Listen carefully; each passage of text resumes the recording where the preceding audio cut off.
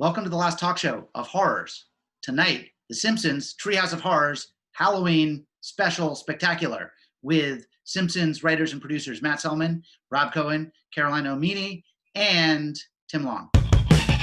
All the way from the island of Nantucket, Massachusetts, it's the last talk show. The last talk show.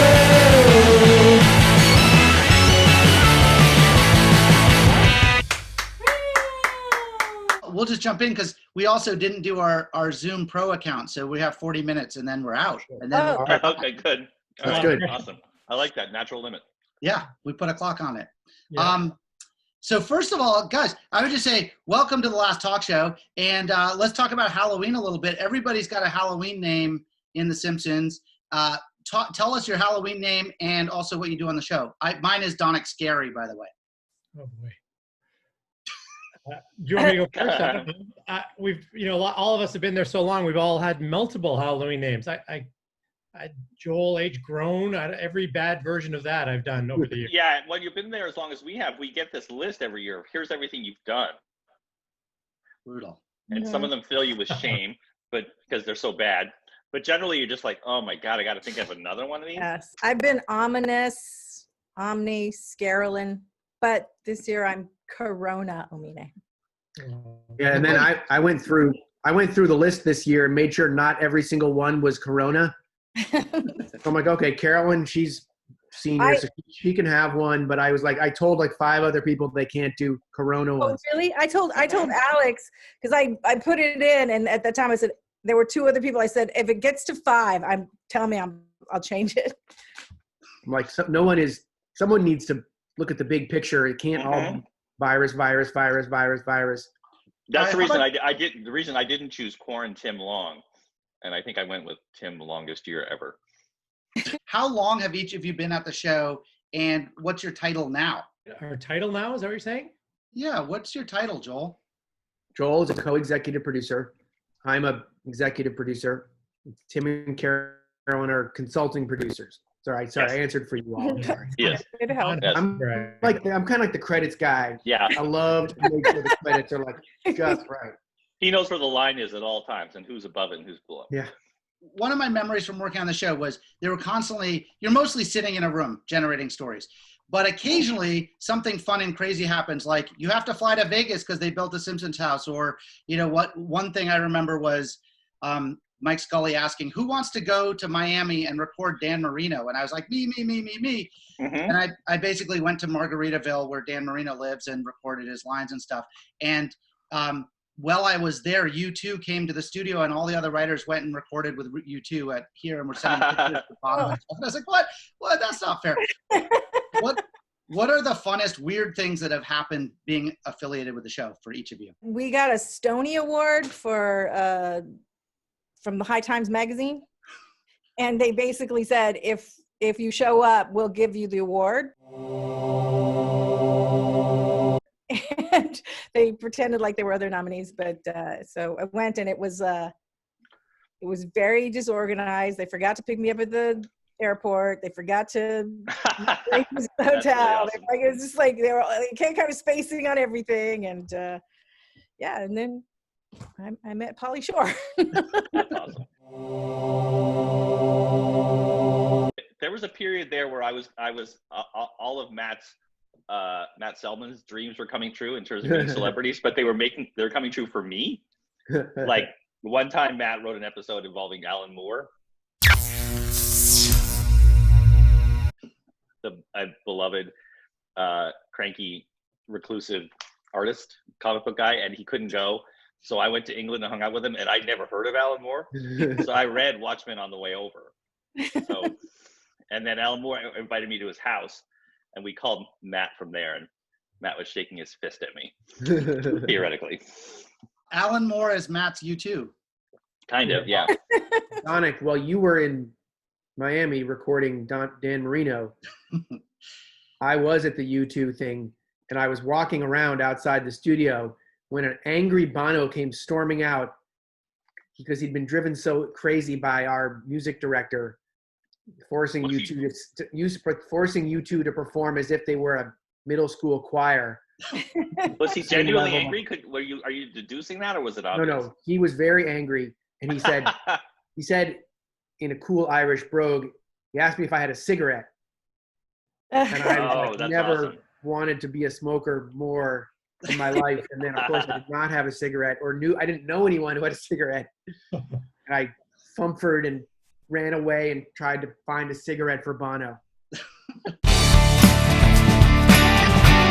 I once met my U2, Wayne Gretzky, through the show, but even more impressively, we had Mr. T guest star in an episode, and Tim knew all the lyrics to the Mr. T animated TV show as a cartoon and performed them. It was actually this song. He had a single called Mr. T's Commandments, and I said to him, I remember Mr. T's Commandments, and then he said, do you want to sing it? And I was like, damn straight I do, and we sang it together. That was my highlight. That was really awesome. Matt was reading from one of Mr. T's comic books just the other day.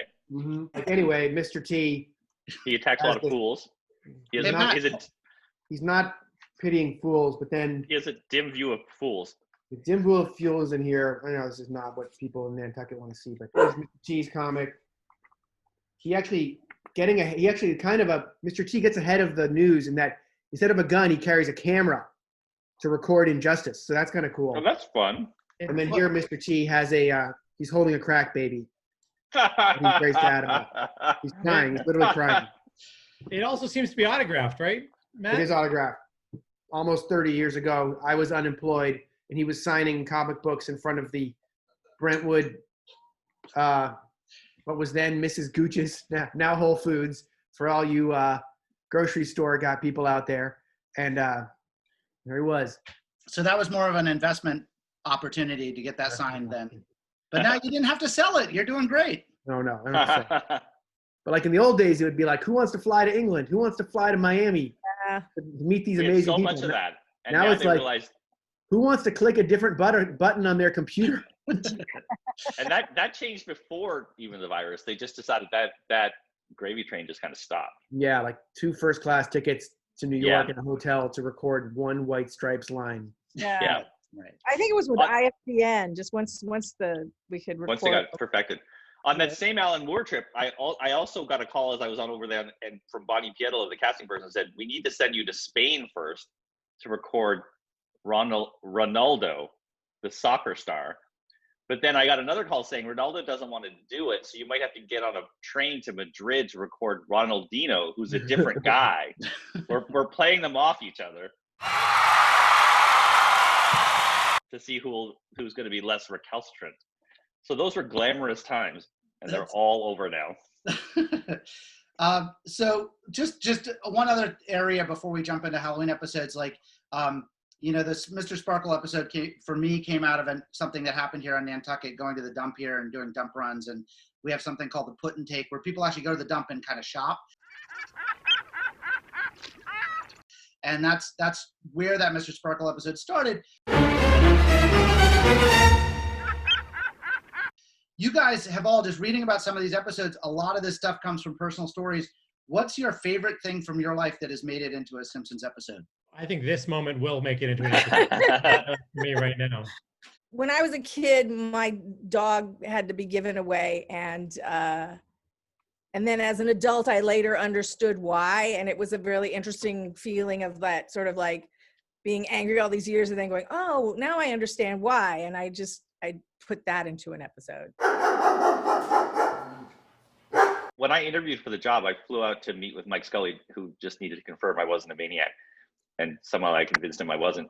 We were just swapping stories about growing up in snowy towns. And I told a story about how one time we were really excited because it looked like there'd be a blizzard the next day and we wouldn't have to go to school. But we woke up and it was sunny and I was really disappointed. And then we went to school and the blizzard happened and we had to stay overnight for like a night or two. And the dads brought food and it was really exciting. And then he was like, and I just told this story just to fill space. And he was like, we should do an episode about that.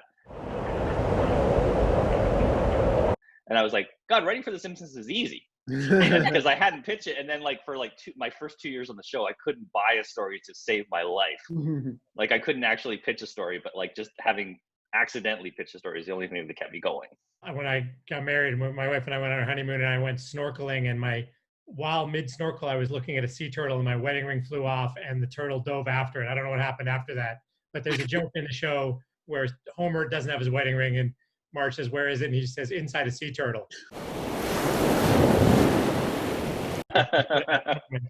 No explanation on Homer's part. And Joel's been technically single ever since. Yeah, I'm dating a sea turtle. I'm married to a sea turtle stomach. There was an open turtle marriage. Yeah, exactly. I like to get my philosophies onto the show. One of which being my philosophy of turning into the skid, which is when your life partner, man or woman, comes to you with an idea that they're super excited about, that you think is insane. Instead of saying, no, that's insane, that'll never work, just agree with it and turn into the skid and just nod and be like, okay, and let them realize that it's a bad idea instead of you being the one who has to tell them it's a bad idea. And we kind of did a whole episode about that. Who's letting who turn into the skid? It was called the Margian Chronicles. And it was about Lisa having this insane idea of wanting to train to go on a Mars mission, and Marge was against it, and Homer was like, no, I've got this philosophy, turning into the skid. If we just agree with her and support her with no one to fight against, she'll run out of steam and realize it's a bad idea. And then that kind of backfires and they almost go to Mars. Let's talk Halloween. We're going to show 4 episodes tonight. Treehouse of Horror, 9, 10, 12, and then a take on it with the Thanksgiving horror episode you did a few years ago.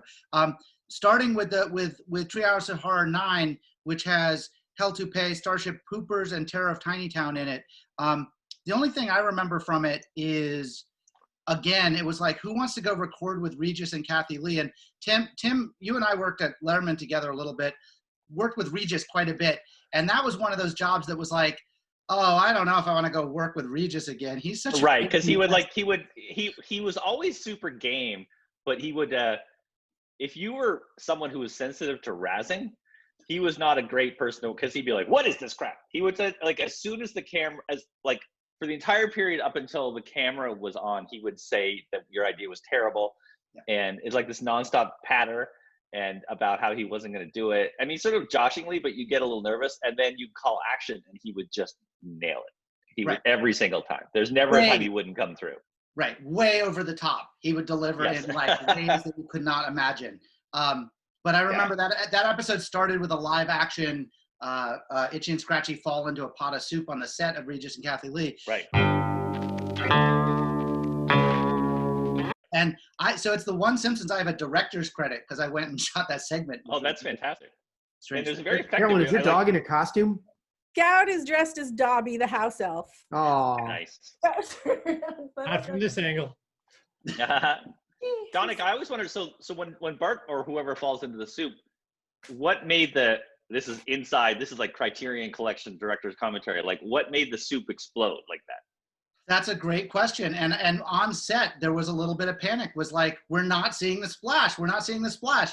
And we did work with a couple of things. I don't remember what it ended up being. We were trying to figure out something that would be about the right size of Itchy and Scratchy. So it was like a ball of socks and a softball or something that would be. So you'd actually drop something in it? Yeah. We had a stagehand. And then animated over it. Oh, okay. Yeah. A stagehand standing above it and dropping things in. Yeah. Okay. So, I thought something was shooting out from underneath. I thought so too. That's interesting that you actually dropped something in it. Yeah. Yeah. That's my eyes, my beautiful eyes. Right? Yes. Right. The other thing I remember about that episode loving was just at the end, Marge for a minute says, in the I guess it's Hell to Pay, right? Yeah. So Homer's murdering and they finally kill Homer's hair and whatever. And Marge, everyone's laughing because that episode's over. And Marge says, wait a minute, everybody, there's 2 people who've been brutally murdered. Like this is, oh, wait, bad hair day. She finally gets the pun and then she cracks up too. And I was like, oh, that's kind of why you do Halloween episodes. What's the funnest part about doing Halloween episodes for you guys? Does it still feel like a break from the arduous routine of breaking regular stories? They're harder. It's hard. They're very, because you have such little time. You've got like 7 minutes, maybe less than that, right? To tell a story and yeah, they're hard. They're tough. And one thing that's changed is that now it used to be 3, especially I think it was my first credit on the show was a Halloween segment, and it was a great way to cut your teeth because you can't get into too much trouble trying to tell a 7-minute story as opposed to a 21-minute story. So and it used to be like a great place, like it would be 3 writers who would write Halloween, and now it's just 1. And I certainly wouldn't question the wisdom of that decision because obviously smarter people than me are in charge. But I feel like we might have lost something. Tim, well played. Very diplomatic. I don't know. I don't know. I mean, one of my bosses is on the Zoom here, so at least one of them. So I got to be not that. I'm going to stop talking. Yeah. Well, all of these things are very are done by the team in general, right? I mean, of course. Joel, you've written 5 Halloweens. Is that true? I've written a lot. Well, one of them I wrote with Carolyn and with Frank and Payne. My first one, which is Trios 12, I believe. But other than that, yeah. You're kind of like our resident master of horror. I'll say this. People like, a lot of people love to write Halloweens. I would, as counter to the numbers, I kind of don't love to write them because, there's 3 stories you have to get approved, which is super hard to get. And now, like, we've done so many, it's so much harder to get an idea approved. And I just find it kind of exhausting pitching 50 ideas to find 3 or even 4 that are kind of good enough. There's often one that keeps getting like that. We'll be like, okay, we got these 2, but like that one, how about we do this? And we'll do one, right. Another, and that one doesn't work either. And then we try this. In recent years, there's been very little compunction about throwing one out after the read, which is alarming. Right, because there's always going to be a worst one. Yeah. So then it's like that one's in danger of like requiring a last minute super rethink. And then, and often it'll be like, well, then let's do something else. And then we do it. And then it actually turns out okay. And then, which is terrific. But then you realize, oh, we did that. It's not a problem to throw out a segment. We had written a whole Miyazaki like parody, and everybody loved those movies. And so it was all this great stuff.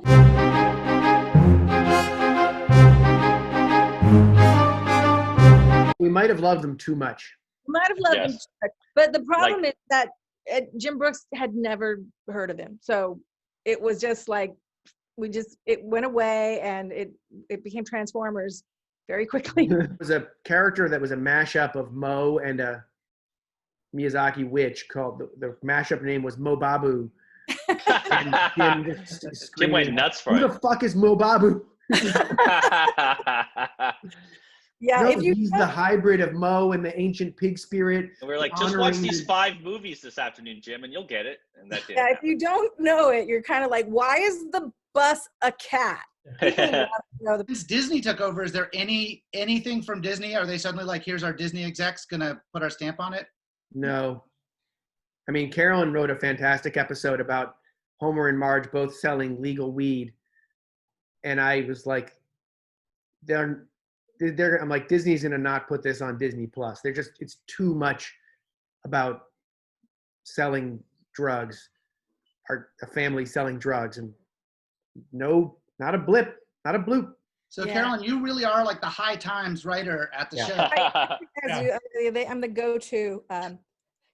Although I will say we're doing a game that's in the works, but we're getting a lot of, I think maybe that was new, because we're getting a lot of no drinking, which is like, Homer drinks. No drinking? And Patty and Selma, like, they don't really want him to smoke, and that's kind of I don't know. Right, Homer's a terrible alcoholic. That's part of the fun of the show. Yeah. I think I think they're going to realize that some things sort of need to be grandfathered in, and we always show that there are consequences to these behaviors. But right, there's a lot of car wrecks and what have you. What have you? So Triage of Heart 10 is Tim, I think one of those episodes came from your life, actually, right? I don't think. Oh, Oh yeah, basically there was just a small thing. I thought at that point, I mean, even then it felt like we were living under the crushing burden of stuff that we'd already done. But one thing I noticed is at that point was that we'd never done a Halloween segment about Halloween, about going out to trick or treat. And so I was remembering a time when I asked my mother for a Batman Halloween costume, and she bought me a store-bought smock that had the word Batman on it. And just feeling like it was the first of many crushing disappointments I would suffer in life. And so that sort of led to what would happen if they trick-or-treated. And then amazingly at that point, we'd never done a superhero segment. So we had Bart and Lisa, because they were hit by radioactive x-rays from one of those machines that looks for razor blades and candy. They turned into Stretch Dude and Clobber Girl, who were two comical superheroes. And then they ended up meeting Loosely Lawless. And yeah, so I wrote that up, and it was a great experience. And I got to meet Lucy Lawless, who was kidnapped by a comic book guy. And she tricked him into letting her go by saying, by pretending that she was super into him. And she said, Xena needs Zex, X-E-X. Mhm. One of my favorite lines on the show ever. And then is that at the end of that one, there's useless celebrities being blasted off into space. Is that episode? I think that's another one. That's another one. Does anybody remember that? Because that one ends with, I just remember. Oh no, that's one with Tom Arnold. So they're blasting Tom Arnold off into the sun to burn up because he's useless. And somehow we went and cast him to play himself. He was super into it. Yeah. I do remember thinking that was incredibly good sport. Yeah, he was great. That was one of the great good sport things. Yep, I'm one of the terrible people that has to be shot into the sun. Treehouse of Horror 12. I think so. Joel, you wrote Hex in the City, and Carolyn, I think you wrote Whiz Kids. Is that your episode? Yes. What do we need to know about those episodes? Nothing. Absolutely nothing. I remember Carolyn was so ahead of the curve on Harry Potter that like some of the less cool writers undermined the Harry Potter-ness of it. It was a struggle. Even just the animation. They wanted like the Harry Potter to wear a robe that had moons and stars on it, and I was like, no, it's got to look like a school, like a private school blazer, but and they were like, well, it doesn't look very magical, and it was really hard to and I was like, had there even been a Harry Potter movie at that point? No. There had not been a Harry Potter movie. There was going to be a Harry Potter movie. There were 4 books though, and I remember saying 1, 2, and 3 of the New York Times bestseller list was Harry Potter books. They had to create a whole other list so that other people could be on the list. They made like a young adult list just so that it wouldn't all be Harry Potter in the top spot. And I was like, you guys, this is a popular thing. And they were like, yeah, maybe for kids. I was like, no, it's gonna be really popular. That's so weird. They were just like, how many moons and stars should the wizard's pointy blue hat have? You look like Mickey Mouse in Fantasia. And I was like, no, it cannot be this. I was you were ahead of your time. That's your curse. There was a time when the staff didn't have that many kids. Like we had like a baby boom that all happened at once. But Matt and I had read the books. I think there were a couple other people that we just read the books like, but you don't have kids. I'm like, I know, but we like books. Sometimes you'll get like, oh, George Lucas liked your parody of Star Wars or whatever. Was there anything from J.K. Rowling on that or Harry Potter people? It deeply informed her theories about the origin of gender. I don't know. Let's talk really quickly about Thanksgiving of Horror from a few years ago. I was greedy for more scares and frights. So I said, why not Thanksgiving? Why not a Thanksgiving trilogy? In addition, it's everyone's favorite episode of the year. Why not do 2 of them? And the real world is so full of frights and horrors, as we know. They spilled over into another holiday. And it's kind of fun because you have a past Thanksgiving. There's 3 scary Thanksgivings. Thanksgiving from the past, Thanksgiving from the not too distant future, and then distant future. And it was very fun, and we put in a lot of Easter eggs to Black Mirror, and we try to interconnect the episodes. And this is so boring. with lots of little clues and hidden things. And we really just, the thing though was just really to make it as super scary and tense as possible, each in a different way. I mean, sometimes you're not sure if an idea is good, and then you think about it and you get that one idea you like, that little idea like you like so much that you'll fill in the rest. And for me, it was thinking of a turkey version of that movie Apocalypto, which I think is one of the most scary, intense thrill rides of a movie you'll ever see. And so doing with the Simpsons are all turkeys and the Pilgrims are kind of enemies. It was a giant risk, and it really paid off. Even to do a segment with no speaking, just gobbling. Their humans speak a little bit, but yeah, mainly gobbling. Yeah. But the Simpsons all spoken gobbles, and they did really. It was funny at the table read. Once the actors were clearly into just speaking entirely, I mean, I feel like Dan Castellaneta sort of set the tone by just leaning into being so expressive and emotional strictly through gobble speak, that I think that the rest of them just sort of like went along for the ride. Matt, you mentioned a seafood thing that we should take a look at. What was that?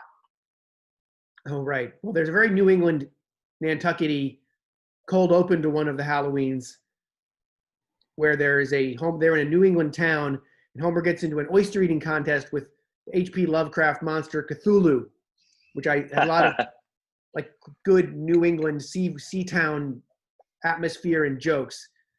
Joel, do you remember which one that is? I wrote it and I don't. This is brought to us by Muzak.org. We support kids' music programs everywhere. Right. We're going to do a quick just tips for kids from you guys. Does anybody have advice you would tell your kids and or your nephews or nieces or random kids you might meet?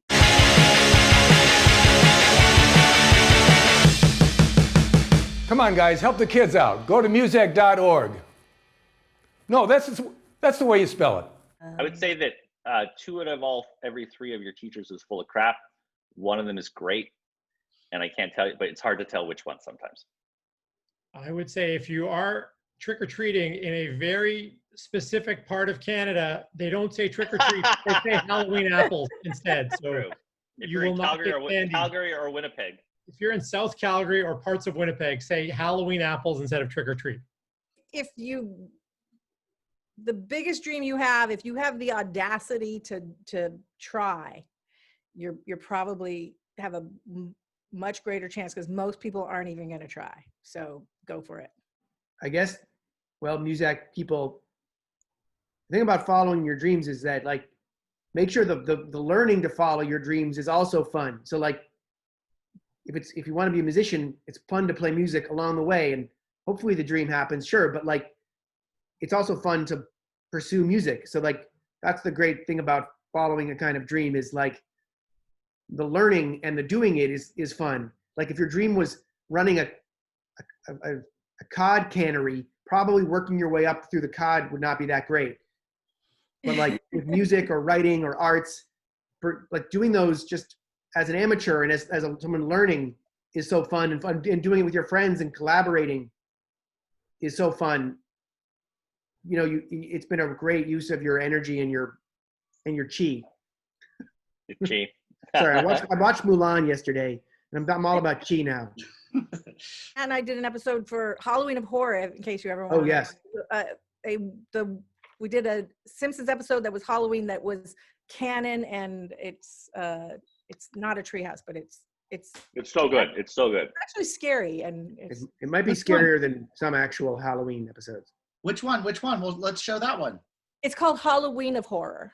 Oh, So it's yeah. not a trilogy. It takes place on real Halloween, but then real life scares happen. Done. It's going Really in good. minutes. That's easy.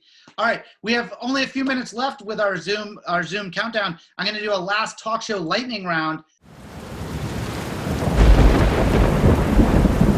What's the last scary movie you loved? I just saw The Machinist. I don't know if that counts as scary, but it was, and I loved it. But it was scary. I don't watch a lot of scary movies, but I really liked the movie A Quiet Place. When I first saw it, I hadn't heard anything about it. I liked the way they did it, with silence being such an integral part of the movie. I just watched that Invisible Man movie with Elizabeth Moss, and it scared the F out of me. That was really well done. I guess it's a TV show, but I'm watching Lovecraft Country, which is good and has an interesting mix of scares, and it's cool and has good themes, and it's also legitimately scary and lots of different kinds of scares. And I haven't watched the last one yet, but I think, you know, Jordan Peele is great, and the writing team of that and the actors are all great. And I thought it was great. What's the last thing that was cut from The Simpsons that you went, no? I've never had anything cut from The Simpsons, so maybe someone else could answer. Last costume you dressed up in? I went as Bob from Bob's Burgers some time ago. That was good. You and Renee did the couple from Bob's Burgers, and that was pretty good. Plague Doctor mask. Plague Doctor? Oh, I think we're out of time. Oh, there it goes. It's what they used to still wear recording. when the plague. The doctors would wear a mask that looked like this, and it was really weirdly scary. I thought it was appropriate. It's how I'm giving out candy. I'm dropping it down a chute from my balcony to kids outside. Fantastic. Wearing a Plague Doctor mask. Guys, thank you so much. Happy Halloween. Happy Halloween. That was awesome. What a treat. Thanks for inviting Happy us on. Halloween, Nantucket. Yes.